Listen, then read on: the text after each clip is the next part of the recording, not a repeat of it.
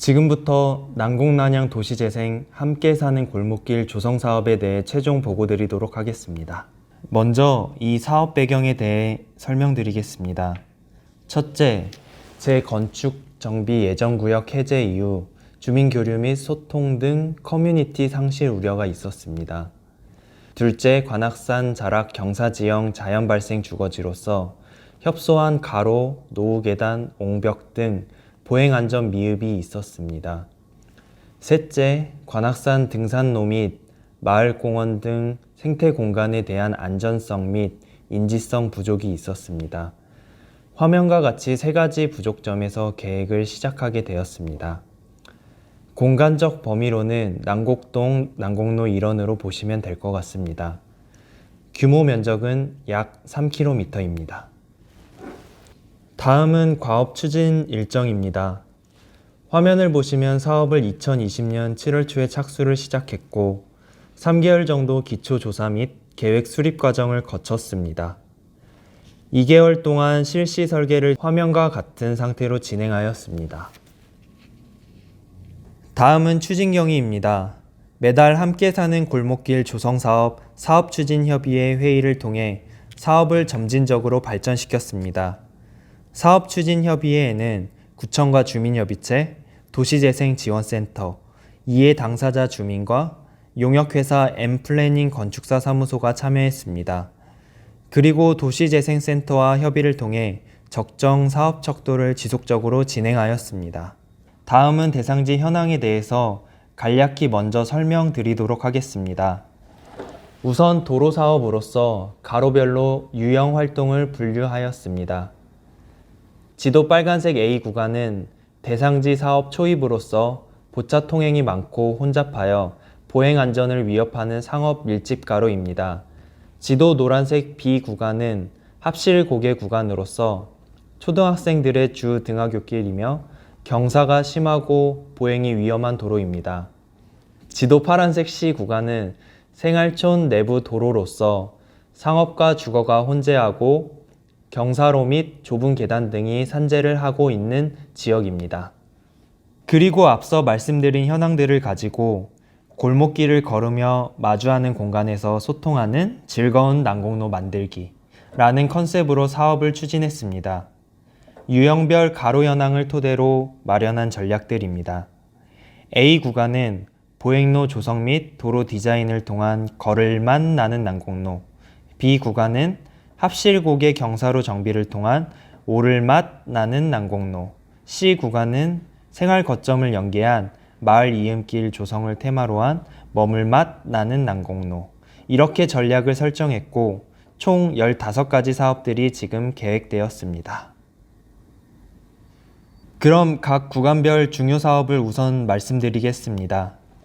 지도 빨간색 A 구간에 우린마트 GS 교차로까지 주민분들 요청에 따라 보행로를 조성하기로 계획을 세웠습니다.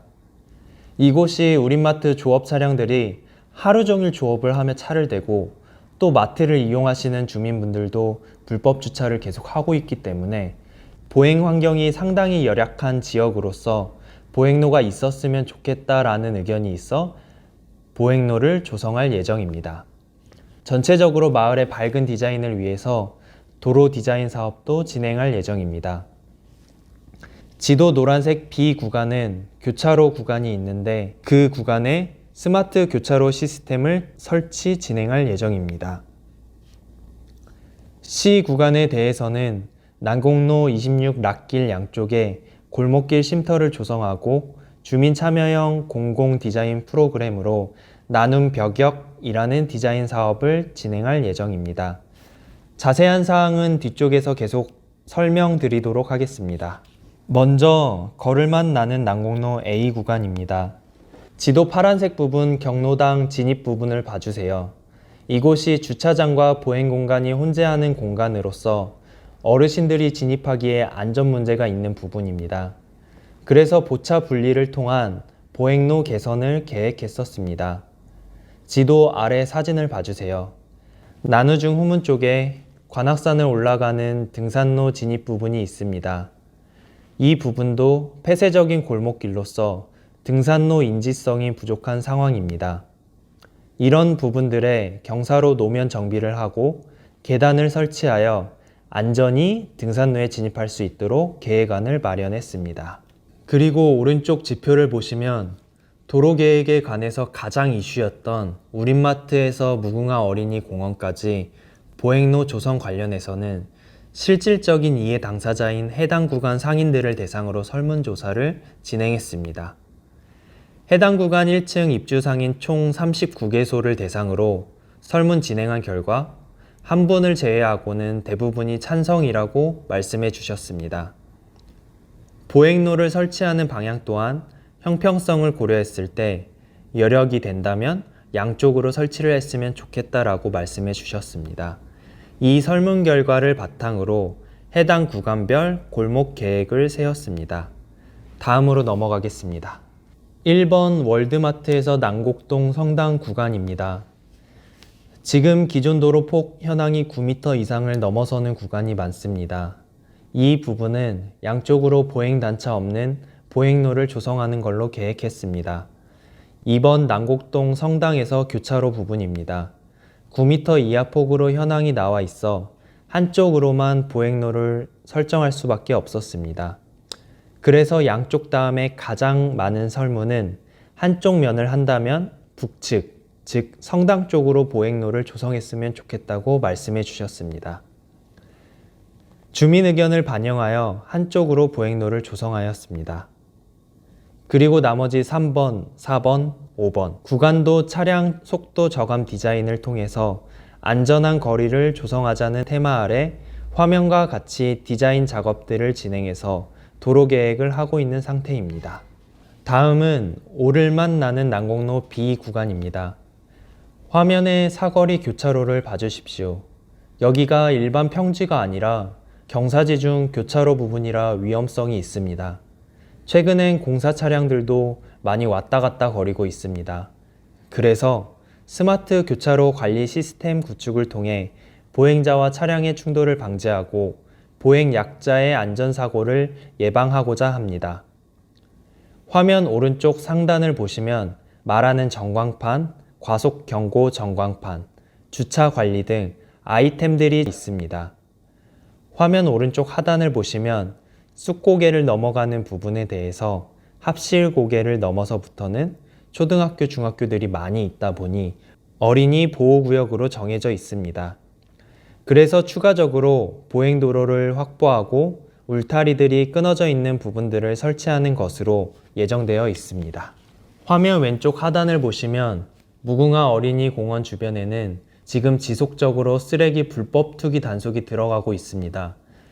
보시다시피 경관이 훼손되는 부분이 있어서 도시재생센터와 주민들과 지속적으로 협의한 결과 클린하우스를 설치했으면 좋겠다고 얘기가 나왔습니다. 그래서 클린하우스를 설치하기 위해선 지속적으로 운영을 해주셔야 된다라고 계속 말씀드렸습니다.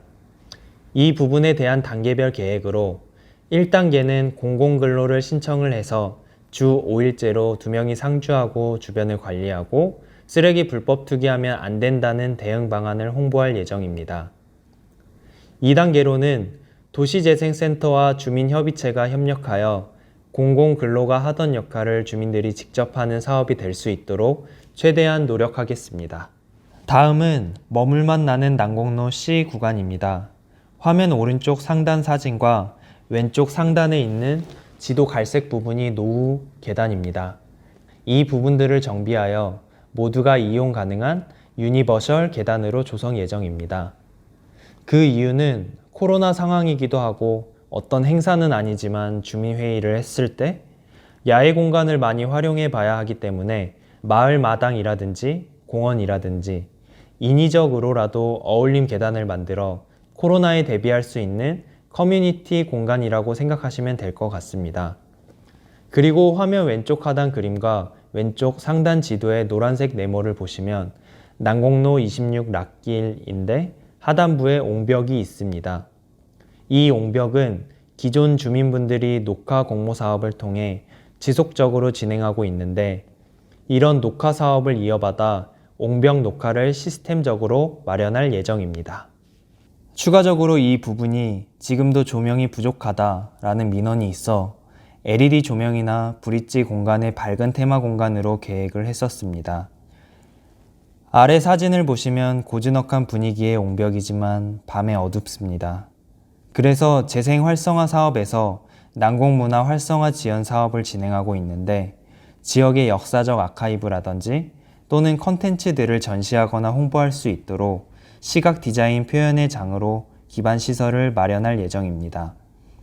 보시면 중간중간 별과 같은 조명 아이템들이 들어가고 그 아이템들 사이에 시각 컨텐츠 표현의 장을 할 수 있는 액자식으로 기반을 마련할 예정입니다. 그 다음 난공로 26 락길 지도에 있는 1, 2번을 봐주세요. 이곳은 주민들이나 등산객들이 경사를 오르다가 워낙 경사가 심하다 보니 중간중간 쉬어가고 싶어서 쉼터가 있으면 좋겠다는 말씀을 하셔서 그런 분들을 위한 휴식 공간을 마련할 예정입니다. 지금 계획에 있는 공영 주차장 일부분 반영해서 지정 주차 부분을 두세 대 빼야 하는 부분이 있기는 하지만 내부적으로 논의하여 뺀다는 전제하에 이런 쉼터들을 계획해 놓은 상태입니다. 그리고 마을마당 부분도 공간적으로는 잘 준비가 되어 있지만 야간에는 조명이 없는 상태입니다.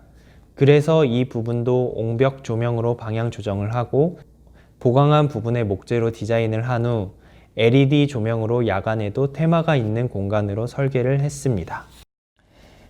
공동체 활성화 관련해서 말씀드리겠습니다.